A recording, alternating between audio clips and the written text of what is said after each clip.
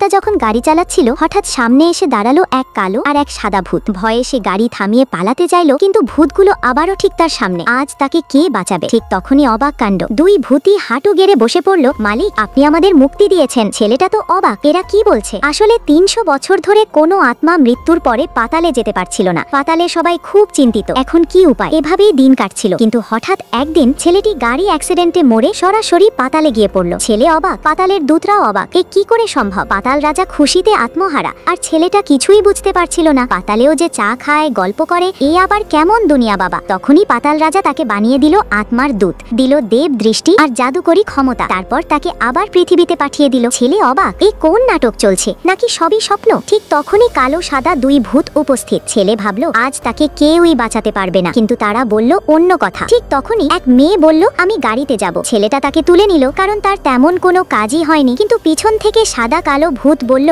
মালিক, এ কিন্তু মানুষ নয়। ছেলে অবাক, ধুর, এত সুন্দরী মেয়ে আবার ভূত। হঠাৎ অবাক কাণ্ড, গাড়ি লুপের মতো ঘুরতে লাগলো। পিছনের ভূতরা বলেছিলাম ছেলেটা হঠাৎ, ভূত ছাড়া কি কিছু নেই আমার জীবনে? ঠিক তখনই মেয়েটা বলল, আজকে তোমাকে মারবো। ছেলেটার মুখে ভয়, আজ তার জীবন শেষ। হঠাৎ সাদা কালো দুই যমদূত এক লাফে বলে উঠল, আমাদের মালিককে মারবি? মেয়েটা চমকে উঠল, এ কি, তোমরা যমদূত?